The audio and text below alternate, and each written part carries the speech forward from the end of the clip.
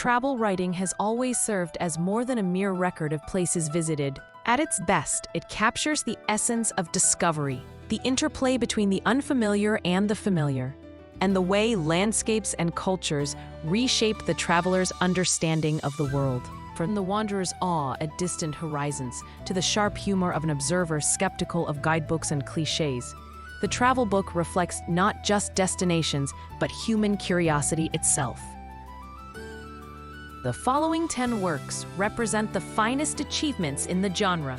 They span centuries, continents, and styles, but all share a common gift: the ability to carry the reader far beyond the page, into journeys both external and internal. Number 1. The Innocents Abroad by Mark Twain.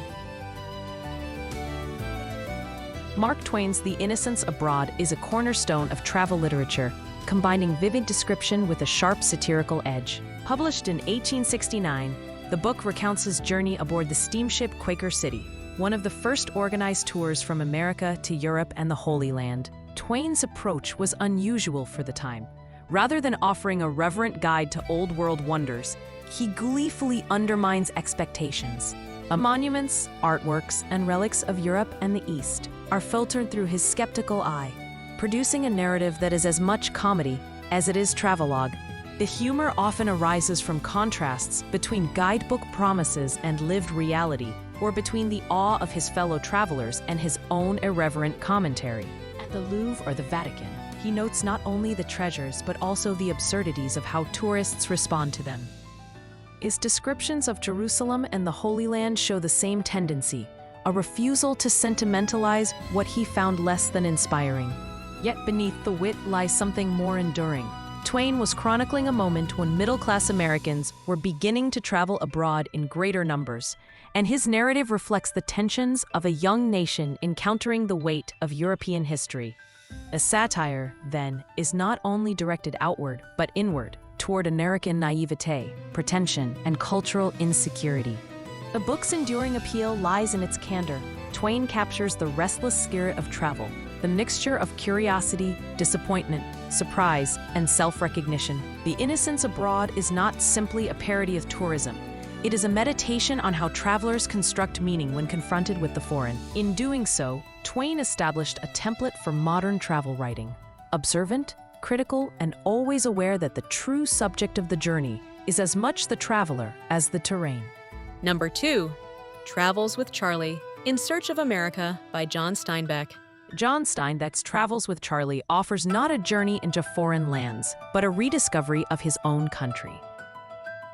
In 1960, nearing the end of his life and concerned that he had lost touch with the everyday rhythms of America, Steinbeck set out in a custom-built camper truck he named Rocinante, after Don Quixote's horse. His sole companion was Charlie, his dignified and perceptive poodle. Over several months, he traversed the highways and backroads of the United States, from New England to California, weaving through small towns, great cities, and wilderness alike. What makes the book memorable is Steinbeck's gift for observation. He records the voices of farmers, shopkeepers, waitresses, and migrant workers, capturing both the diversity and contradictions of American life at the dawn of the 1960s. The civil rights movement, Cold War anxieties, and the creeping homogeneity of suburban development all enter his narrative, often refracted through seemingly casual conversations. Yet Steinbeck avoids the stance of an aloof commentator.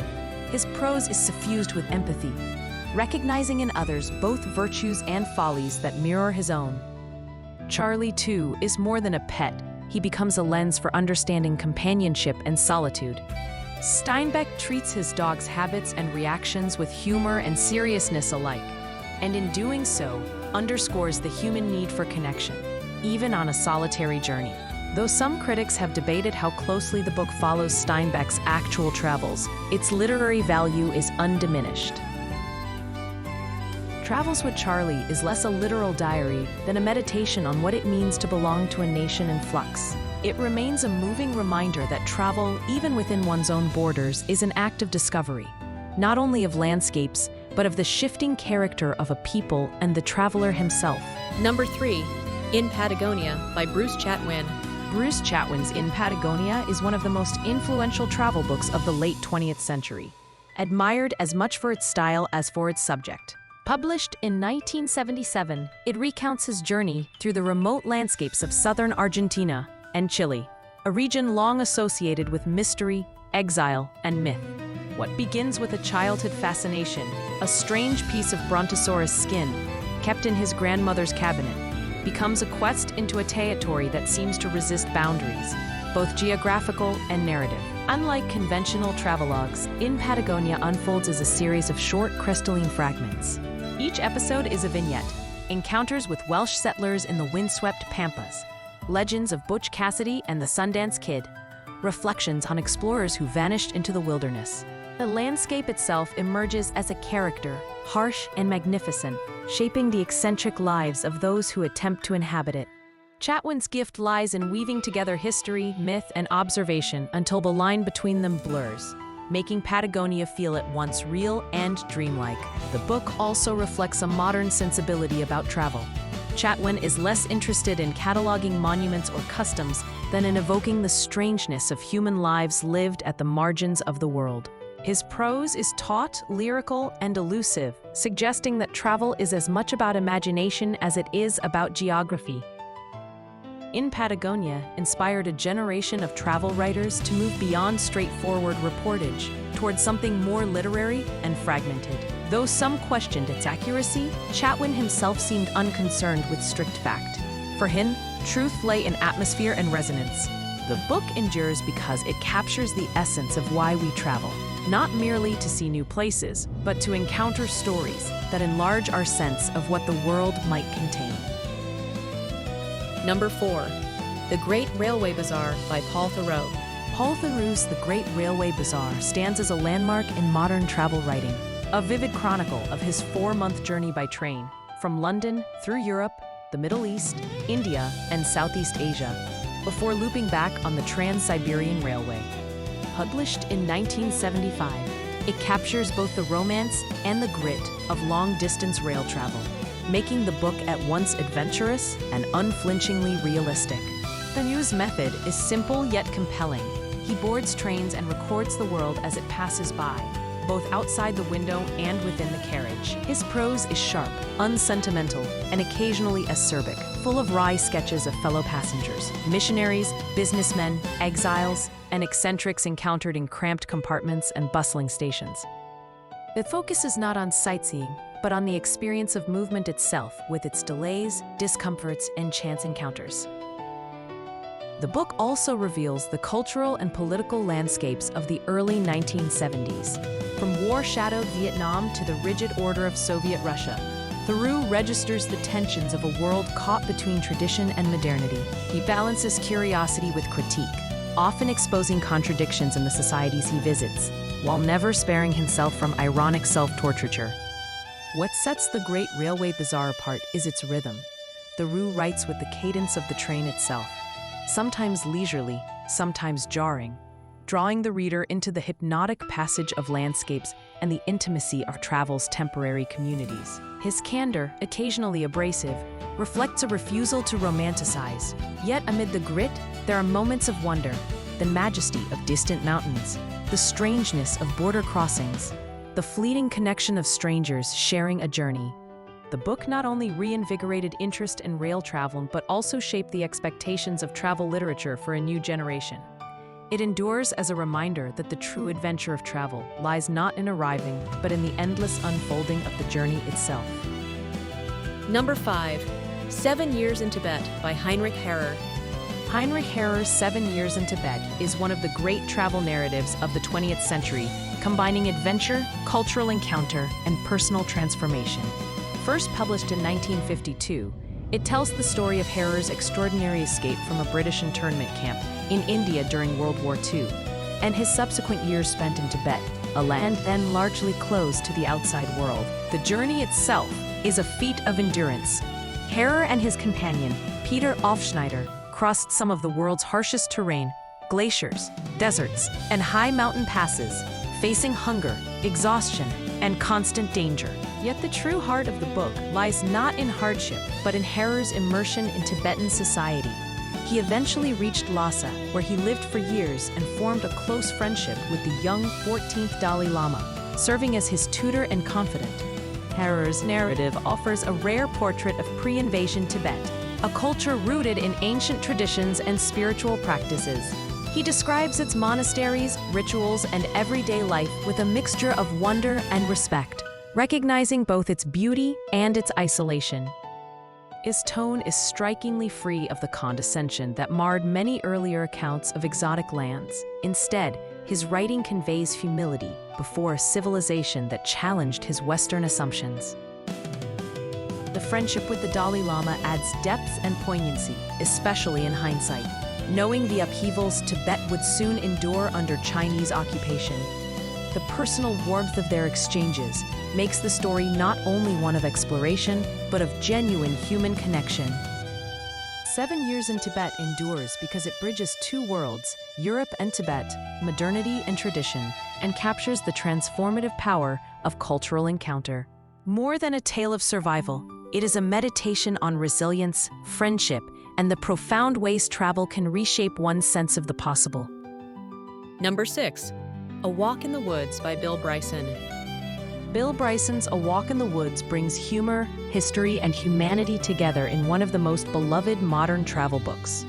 Published in 1997, it recounts his attempt, often comic, often exasperating, to hike the Appalachian Trail, the legendary 2,100-mile footpath stretching from Georgia to Maine. While Bryson did not complete the trail, his partial journey provides ample material for a narrative that is as much about people and perseverance as it is about wilderness. Bryson's genius lies in balancing self-deprecating comedy with genuine insight. His ill-preparedness, coupled with his partnership with Stephen Katz, a friend whose eccentricities and complaints provide a constant foil, creates a narrative filled with mishaps, banter, and absurdity. Yet beneath the humor lies a deep reverence for the American landscape. Bryson evokes the beauty and majesty of the Appalachian forests, mountains, and wildlife, while also lamenting the threats posed by development, pollution, and neglect. The book is as much cultural history as it is personal memoir. Bryson intersperses anecdotes about his trek with digressions into the natural and human history of the Appalachians, the formation of the mountains, the lives of early settlers, the decline of species, and the complexities of conservation. These digressions give the narrative depth, reminding the reader that to walk through a landscape is also to traverse centuries of history. Perhaps most of all, A Walk in the Woods is about the human spirit in the face of challenge. Bryson is unflinching in depicting his own limitations, but the very act of attempting the journey underscores the enduring allure of wilderness in modern life. His book is both a comic misadventure and a quiet elegy for what remains of America's untamed spaces. It endures as a testament to the way travel can be both humbling and exhilarating. Number 7. The Road to Oxiana by Robert Byron. Robert Byron's The Road to Oxiana has often been hailed as the finest travel book ever written. Published in 1937, it recounts his journey through Persia, modern Iran, and Afghanistan in the early 1930s, undertaken partly to study Islamic architecture and partly to satisfy his own restless curiosity. What results is a work that transcends the conventions of travel writing, blending scholarship, personal observation, and a distinctive wit into a narrative that remains fresh nearly a century later. Byron's prose sparkles with originality. Written in the form of diary entries, the book captures both fleeting impressions and sustained reflections. He describes ruined mosques, desert landscapes, mountain fortresses, and remote villages with an architect's eye for form and an artist's sensitivity to light and texture. Yet he is never dry or academic. Humor constantly punctuates his accounts, often at his own expense or at the absurdities of travel logistics. The balance between erudition and levity gives the book its enduring charm. What makes The Road to Oxiana especially significant is its role as a historical record. Byron traveled at a time when these regions were relatively inaccessible to Westerners, and his meticulous descriptions preserve images of architectural treasures that, in many cases, have since been damaged or destroyed. His admiration for Islamic art is not condescending, but deeply respectful, challenging the Eurocentric prejudices of his era. At the same time, the book is more than a catalog of monuments. It is a portrait of travel itself. arduous, unpredictable, filled with both wonder and irritation. Byron captures the texture of conversations with locals, the frustrations of border crossings, and the exhilaration of arrival at places long dreamed of. The road to Oxiana endures because it achieves what few travel books manage. It is both a document of a world and a work of art in its own right, alive with intelligence, curiosity, and delight. Number 8. Eat, Pray, Love by Elizabeth Gilbert.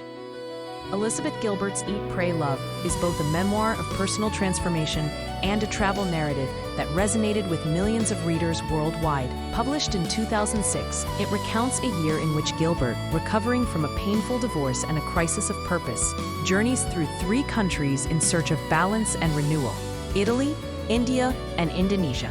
Each location embodies a theme: pleasure, devotion, and love, that together form a triptych of self-discovery. In Italy, Gilbert immerses herself in the art of pleasure, from the joy of language to the sensuality of food. Her descriptions of meals in Rome, simple plates of pasta, fresh fruit, strong coffee, become metaphors for savoring life itself. In India, she retreats to an ashram, grappling with meditation, discipline, and the challenges of spiritual practice. Her candor about failure and frustration makes the narrative accessible. Transcendence is shown not as an easy escape, but as the fruit of struggle. Finally, in Bali, she explores the possibility of reconciliation between worldly desire and spiritual peace, culminating in a love story that completes her year-long arc. What sets the book apart is Gilbert's voice. Intimate, candid, often wryly humorous, yet capable of moments of genuine, lyrical beauty. She does not pretend to offer universal truths, but her willingness to narrate her vulnerabilities gives the book its power. For many readers, it became a map of possibility, the idea that travel can be a form of healing, a way to step outside the familiar and encounter the self anew. Eat, Pray, Love also sparked discussion about the role of privilege in travel writing. Yet its influence on popular culture is undeniable. It reminded a wide audience that journeys are not always about geography. They are equally about the landscapes of the spirit and the heart. Number 9. Arabian Sands by Wilfred Thesiger. Wilfred Thesiger's Arabian Sands is often described as the definitive account of life in the empty quarter, the vast desert stretching across Saudi Arabia, Oman, the United Arab Emirates, and Yemen. Published in 1959, it chronicles his journeys during the 1940s, when he traveled with Bedouin companions across one of the most inhospitable landscapes on Earth. At once a memoir, an ethnographic record, and an elegy, it captures a vanishing way of life with unmatched vividness. Thesiger was no ordinary traveler. Rejecting the comforts of modernity, he sought hardship as a means of stripping life to its essentials. His descriptions of the desert are stark yet poetic, evoking both its cruelty and its austere beauty. Sandstorms, thirst, and exhaustion are constant companions, but so too is a sense of freedom. For Thesiger, the desert represented a purity of existence unavailable in the industrialized West. What gives the book its lasting significance is not only the landscape, but also the people. Thesiger writes with profound respect for the Bedouin, whose resilience, loyalty, and hospitality sustained him through his arduous journeys. He depicts their customs, poetry, and codes of honor in detail, offering a rare portrait of a culture that, even as he wrote, was on the cusp of irrevocable change due to oil wealth and modernization. Arabian Sands is not a romanticized adventure tale, but a meditation on endurance and belonging. Thesiger recognized that the desert tested both body and spirit, yet he found in that testing a form of truth. His narrative is suffused with melancholy, aware that he was recording a world about to disappear. More than a travel book, Arabian Sands stands as a testament to cultural encounter and the human capacity to find meaning in the harshest of environments. Number 10. Full Tilt, Ireland to India with a Bicycle by Dervla Murphy. Dervla Murphy's Full Tilt is a classic of modern travel writing and a pioneering work of female adventure literature. Published in 1965, it recounts her extraordinary solo bicycle journey from her home in Ireland to India, undertaken with little more than determination, a sturdy bicycle, and a revolver for protection. At a time when women traveling alone over such distances was almost unheard of, Murphy's feat combined physical endurance with remarkable courage. The narrative follows her through Europe, Iran, Afghanistan, Pakistan, and into India, across landscapes both stunning and perilous. She endures freezing mountain passes, blistering deserts, illness, and political unrest. Yet her tone is never melodramatic. Instead, Murphy writes with matter-of-fact candor, allowing the hardships to speak for themselves while emphasizing the moments of kindness and hospitality she encountered along the way. What distinguishes Full Tilt is its honesty and independence of spirit. Murphy is not interested in romanticizing her journey. She acknowledges fear, exhaustion, and frustration, yet treats them as natural companions to adventure. At the same time, her deep respect for the culture she encounters shines through. She records conversations with villagers, observations of local traditions, and details of daily life with curiosity and humility, avoiding the condescension that marred much mid-century travel writing. The book is also remarkable for its sense of immediacy. Murphy traveled with few resources, and her descriptions of improvised lodgings, narrow escapes, and unexpected friendships carry the vitality of lived experience. Her writing established her as a fearless voice in travel literature and inspired future generations of women travelers to embark on their own journeys. Full Tilt remains a testament to resilience and independence. It demonstrates that great travel books are not only about geography, but also about courage, character, and the determination to push against boundaries, both literal and societal.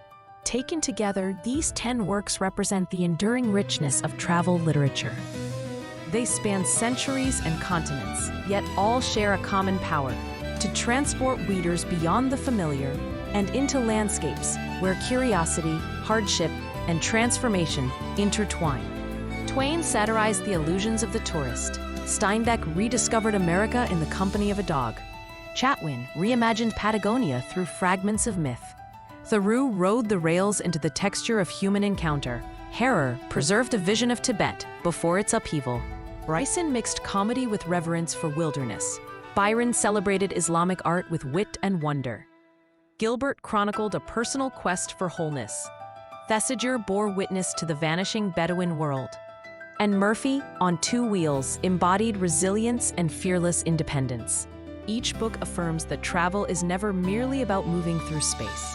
It is also about moving through states of mind, challenging one's assumptions, and discovering in distant places a mirror of our own humanity.